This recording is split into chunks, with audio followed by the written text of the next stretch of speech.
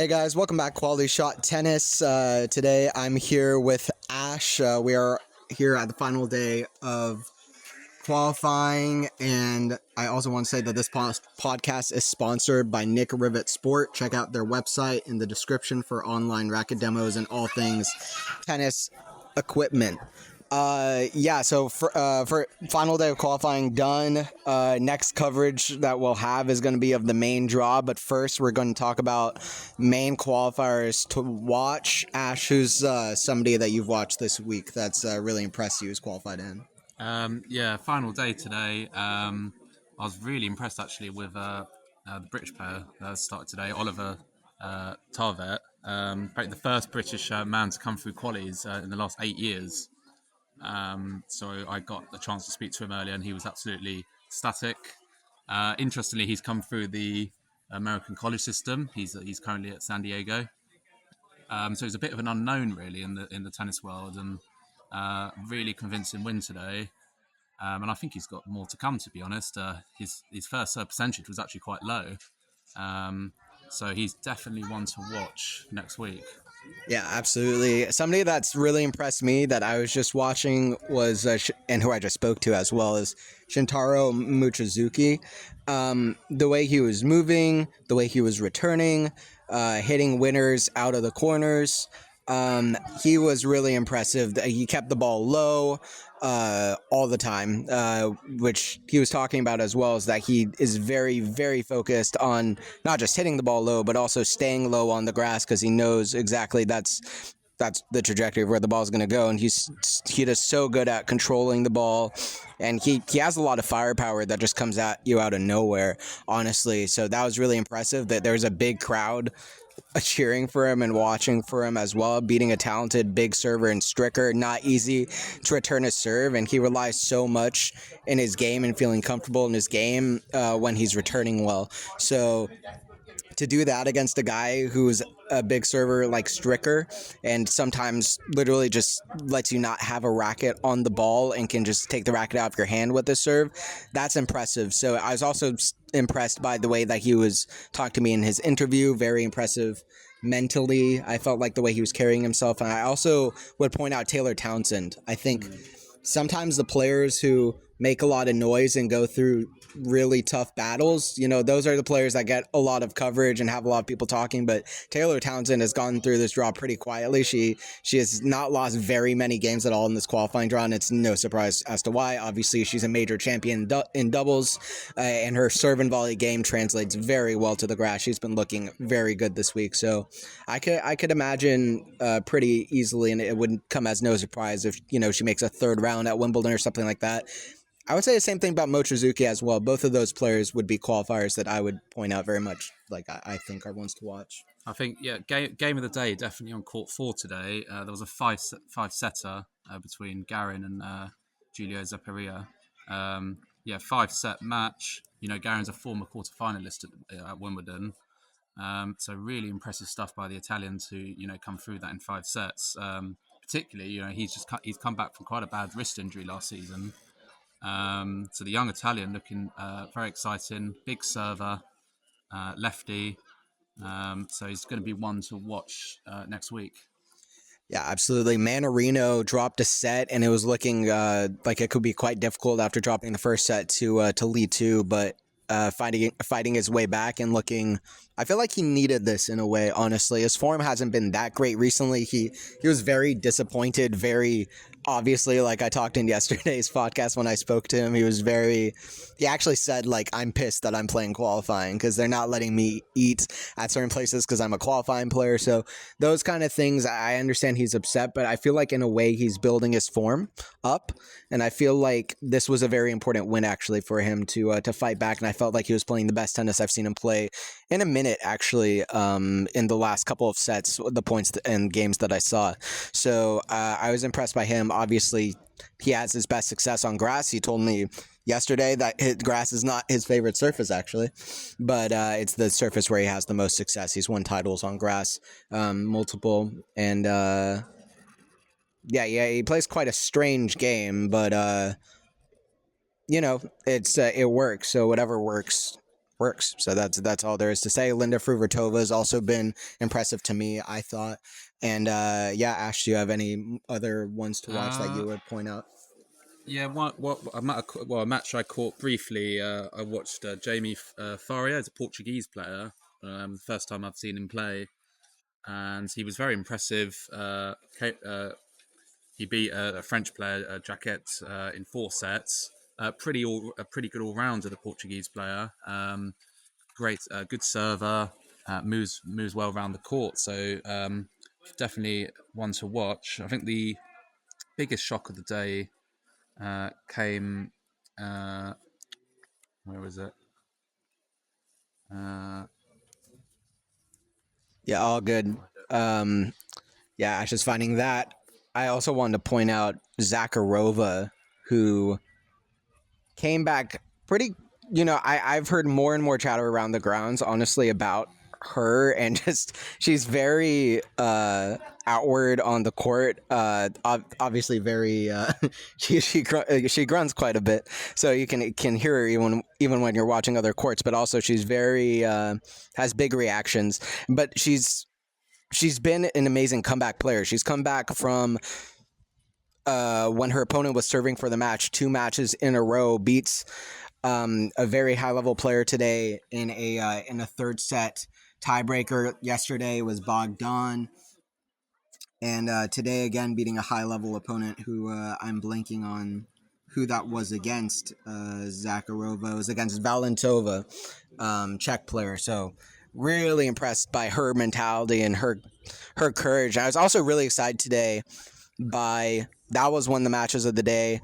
Yesterday, I thought her match against Bogdan was the match of the day, and I would say that she's definitely one to watch. It's been exciting today to see the reactions of the players and just seeing their absolute joy when they find out that they qualified in. Because it's one thing to play, second round match of qualifying and then qualify, but they're really looking for one thing. They're looking to qualify into the tournament. It's one match at a time, one point at a time, but they're looking to qualify in. So see the joy on their faces after all of the hard work against 3 high level players to be one of, I don't know if lucky few is the right way of saying it, but hardworking few to get into out of qualifying was exciting. I was excited by Artur Kazal, who's been dealing with injuries. His big reaction after beating Dusan Lajovic, that was to me probably my favorite match I watched today, even though it wasn't 5 sets. That was amazingly impressive by Kazal, and he'd be the final person I'd say as one to watch. Kazal, I guess, is an obvious one. His game suits the grass. He has a great drop shot, and I think and slice, and I think that even though Lajovic is more of a clay court player, he was playing well, and Kazao just really kind of took the reins. And yeah, we all know how big of a talent he is if you've watched him. It's all just about putting the pieces together and staying healthy. So that's what I'd say about that. Yeah, I think the biggest shock of the day, I've just found it now, was Chris Rodesh from Luxembourg. He had an extremely tough draw actually this week. He's come up against Fuzovic today, the number 1 seeded player. He also beat the Estonian player Lajau in the second round. So a bit of an unknown player, but he's beaten 2 very talented players. Obviously, Fuxovic's number 1 player might still end up playing next week, as he'll be the first lucky loser potentially. So he might have another chance at that. Moving on to the ladies' tennis today, I was particularly impressed with Priscilla Hon from Australia. She had to save 5 match points up against Mboko. Yeah, Yep. Mboko. How you pronounce it? Yeah. So as I said, she saved 5 match points. Really interesting player. Uses the slice a lot. She loves getting into the net. Great feel, great hands. Very good returner. So I think our game is very suited to the grass, and this is going to be her first ever appearance at Wimbledon. Yeah, equally good YouTuber too. If you want to follow her YouTube channel as well. All the players becoming influencers these days is quite interesting, but she's definitely one of those. So I think the other match that both of us ended up watching a little bit was the Canadian player. yes, Carson Brestine, is it?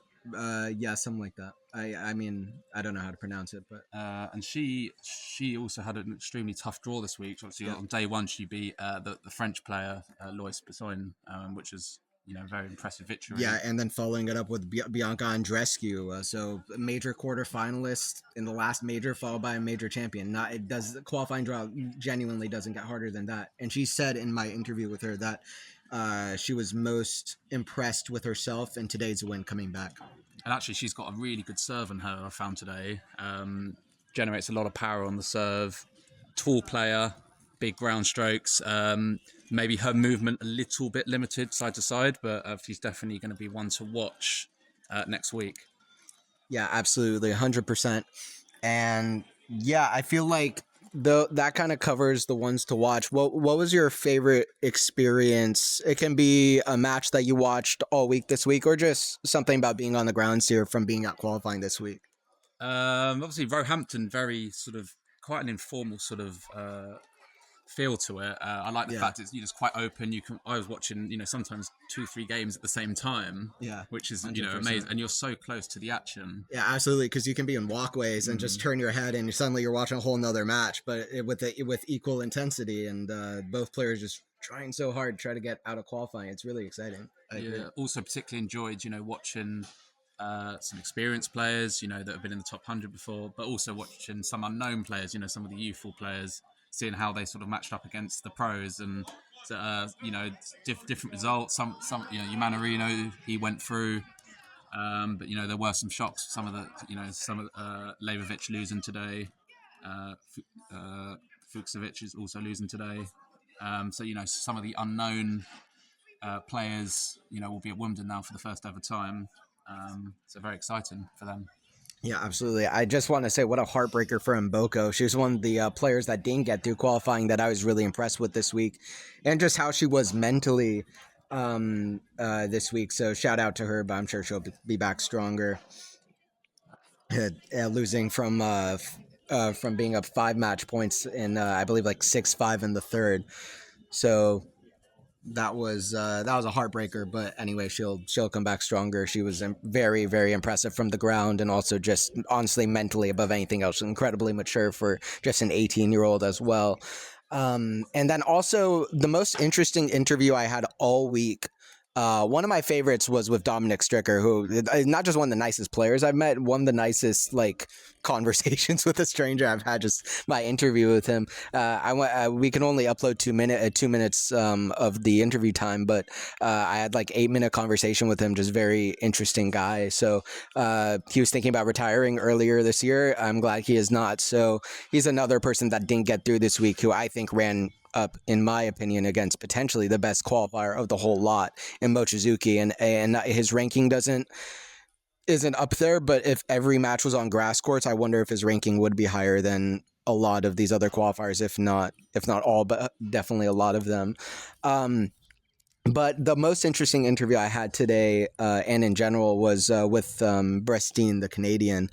She was so confident speaking. She told me that she felt like she outplayed every person that she's ever played, which is, of course, there are going to be people who say whatever they want about that, but you certainly need confidence to get to that top level. So she has that in spades. We'll see how she follows that up coming right out of college. I just thought it was interesting. So hopefully that'll be an interesting interview to listen to. But just the look in her eye, by the way, I know she truly believed that. So I was quite interested by that. Should we talk for our picks for the tournament then next week? Yeah, sure. Sounds good. Yeah, I'm going with Mochizuki. No, I'm just kidding. Yeah, I think pick for the tournament for me. I have for the men's side, I have the 2 names in mind that play the Roland Garros final. Before the year started, I have to say I picked Sinner to win Wimbledon before the year began. Now it seems like Alcaraz is on such a run on grass that I would be mistaken not to choose Carlos. He just won Roland Garros. Channel Slam is a big feat, but he just got the win in Queens, and he did it last year. He might just pull, Bjorn Borg, who won Channel Slam 3 years in a row. He might at least do it twice in a row. And I just reckon Carlos is too strong. But actually, I just will say I won't be surprised if Sinner does win because I think he is underrated on grass, but I have to pick Carlos for me. Yeah, I agree with you. I mean, Carlos he's the favourite, for this year's tournament. One's Draper obviously is one to watch. Can he sustain and win match after match? I'm not sure, but on his day, fitness pending, Draper can beat anyone in the draw. Djokovic as well, obviously, one to watch still. I think he's still got a good chance to get into the final. Depends physically how he does, throughout the week too. Carlos Alcaraz, yeah, he's the one, isn't he? Yeah, who do you reckon, Ash, would he have a better chance against, or who would he want to play against more, Sinner or Alcaraz? Because he lost to Alcaraz, obviously, in both the last two Wimbledon finals, and last year wasn't particularly pretty. But he has a better record against Carlos than he has against Yannick. So it's just kind of hard to say. Yeah, I think you prefer to play Alcaraz still. Okay. I think Alcaraz, he does offer a little bit more unpredictability, maybe than Sinner. Can Djokovic keep up with Sinner physically? I'm not sure over a 5-set. Yeah, I think about physically for 5 sets. I think if he can manage to take a set off Yannick, I'd be interested if it goes 5 sets, just knowing how good Novak's 5-set record is. But I think that Sinner is not even going to let it go 5 because he's just that strong right now. But I think Novak's chances really, if I'm being totally honest, I think lie most on if other people in the draw can beat Sinner or Alcaraz. I'm just thinking, any other players, ones to watch. Yeah. Do well. The Czech player, that played Alcaraz at Queens, I can't remember the pronunciation, Ledecker, I think. Yeah, Lehechka, yeah. Yeah, he's obviously one to watch, playing extremely well at the moment on grass. He's beaten some big names before. I think he's beaten Alcaraz actually before, so he's definitely one just to what I think a lot of the seeded players will want to avoid. Avoid him in the draw. Absolutely. I think like a couple of I always find it a bit interesting to watch young players adapting to grass. I feel like Ben Shelton wasn't that successful on grass in his first year on playing on the surface, but since then he's adapted quite well. So I think he's one of the guys who has the confidence and fearlessness needed to beat one of those guys, and I think his big serving aggressive game can be helped by the grass. So I'd watch out for him. I always thought Tommy Paul was underrated on grass too. So I just shout him out also because he's beaten Carlos before, but and been close against Yannick, but not a huge. I would be surprised if it happens, but I would at least want to point it out. Honestly, my thing is I can't think of that many other players that I would give a shot just because of the level that Sinner and Alcaraz played in that Roland Garros final. Obviously, you can't play every match that well. Although I don't know, Sinner's been pretty consistent. Alcaraz has won 25 matches in a row now, or whatever it is. So I guess maybe you can, but.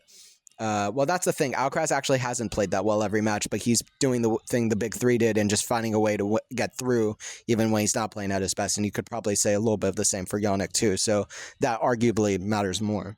Yeah, another one to watch actually. One of the wildcards, Dan Evans. He just beaten Tommy Paul and he beat Tiafoe as well. Yeah. He's very good on grass, so he could cause a few upsets in that draw.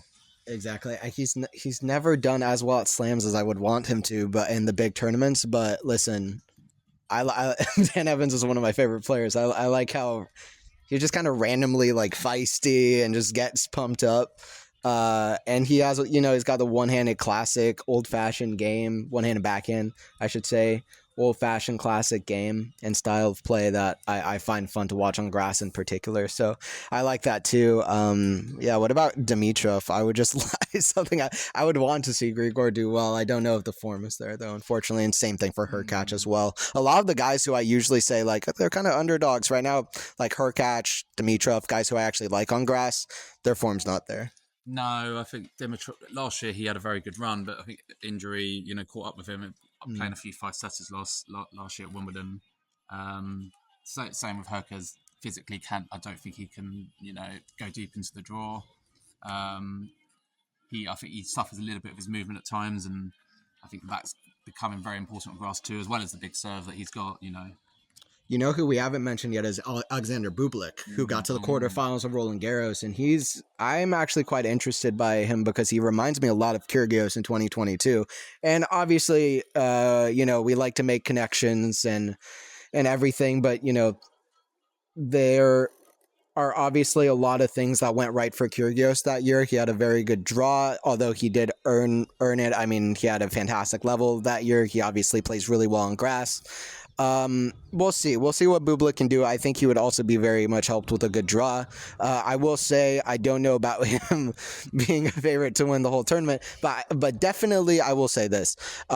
If somebody is to beat Alcaraz or Sinner, he has I would put him in top 5 biggest contenders to upset both those guys for me. Yeah, a little bit like when Dustin Brown used to play, and he used to play up. You go up against your Rafa Nadals and just entertain, and some he caused a huge upset. He's Bublik's that sort of player that he's so unpredictable.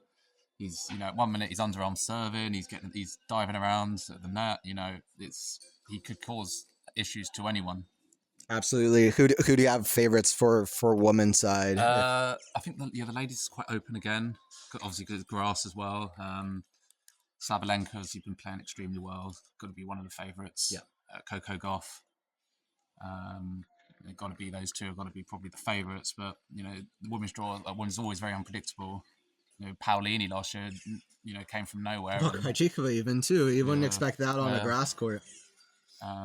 So I think the ladies' draw is always open to upsets, particularly on the grass. I think we'll see a few of the top seeds go out early. So it's very, very open again. Yeah, absolutely. I think that Coco is going to have a very good run of it in the North American hardcourt season, but I think her game on grass, she's just never looked that comfortable to me as on the other surfaces, even though obviously people point to her breakthrough, which came against Venus at Wimbledon. But to me, I always thought that grass is her weakest surface. So I think her confidence will be there. She might have her best run at Wimbledon yet, honestly, but I think to me, I don't think she's going to win the tournament or potentially even make the final, actually. But for favorite, and I am high on Coco as well, so I would like to be proven wrong there, but I do not think so this year. In terms of other favorites, I would say Sabalenka. To me, I think she's going to be very determined to not just because. For 2 reasons. Well, first of all, she didn't play last year. She would have had a great chance last year had she played. She also wasn't able to play in 2022. Her motivation is going to be extremely high. Ons Jabeur had to pull off a miracle to upset her in 2023. That's when really Sabalenka found the level that she got to. I mean, the year before that, 2021, before she really became a top 3 player, or before she became a top 3 player, quite literally, she got to the semifinals, played, I think, like 9-7 in the third or something, semifinal. So she is very good on grass. To me, she is the favorite. Swiatek is interesting just because she hasn't had a very good clay court season like she usually does. So she'll be very, I guess... maybe a little bit more geared up to go for grass in a way because she hasn't played as much. I don't know. But I think it will be interesting to me. Sabalenka, I would choose to win the tournament. I kind of hope for her sake she doesn't lose in a third consecutive major final. One we haven't mentioned, actually, Jessica Pegula. Yeah. Can she do it on grass? I'm not sure. But she has been playing very well this season. She's definitely one of the contenders. I agree. She's usually never mentioned in that conversation on a grass court, but I think she should be. And I look at Krejcikova last year, and I think Jessica Pegula probably could too. I think when players aren't playing on what's noted as their best surface, they can often play pretty loose with no pressure. So I think we're both probably going with Alcaraz then, aren't we, for the men's side? Exactly. I would also say underdog for the women's side. I have Anisimova. I think Anisimova's been playing pretty well. I think Samsonova's also been in good form. Zhang, I always think, is quite good. Yeah. So I wouldn't be surprised if she makes the semis or the final even. And Samsonova seems like she's like the perfect. Historically, the last few years, it's been a Czech player outside the top 20, right outside the top 20 or top 15 in the world that's gone on to win the title or make the finals. So I think Samsonova is like the perfect player to maybe do that. But I think my pick would be Sabalenka. My biggest underdog is Anisimova. I quite like her on grass, and I think she's good And recently. actually, talking of Czech players, you obviously got wild carded. You've got Kvitta coming back, so it'd be very interesting to see how she does. She particularly she draws one of the top seeds early on. She's one to be interested to see how she does. Yeah, you never know. Well, is Venus playing as well? She'd probably have more Wimbledons than anybody else in the draw. So she coming back. I don't know. But yeah, I think so. Yeah, basically, yeah. Let's wrap this up. Favorites for Wimbledon. I've got Alcaraz and Sabalenka. I'm gonna go. I'm gonna go different to you then. Okay. Okay. Yeah. There you go. I'm gonna go Sinner then. Okay. I'm gonna go Sinner for the men's, and on the lady, I'm gonna go different again to you. Yeah. I'm gonna go for Swiatek. Okay. Okay. Love gonna it. go with her. Ego's first Wimbledon. Yeah. Love it. Okay, Yeah. cool. I also wanted to do ones to watch. Number one, both men's and women's. So I'm gonna go Mochizuki, and I'm gonna say honestly Zakharova, just because she's impressed me so much mentally in qualifying. She seems really determined to be in that Wimbledon main draw. So I think when she gets there, she's gonna be quite good. I think one to watch definitely from today. We've seen as Carson Brandstein. Yeah. Very confident player, as Anthony mentioned. She's obviously very optimistic about her chances. So let's see how she does. Yeah, absolutely. Do you have a men's number one to watch from this week? From qualifying? Yeah, from qualifying. I'm going to go the British player, Oliver Tarvet. He's very unknown to the rest of the draw. He's just come straight out the college system. He's looked pretty comfortable all week. Great game, very energetic player on court. So yeah, he's my one to watch on the men's side. Yeah. All right. Yeah. Thank you guys for watching the podcast. Don't forget to like, don't forget to subscribe, and check out the Wimbledon coverage. Yeah. Thanks for watching, guys. Cheers.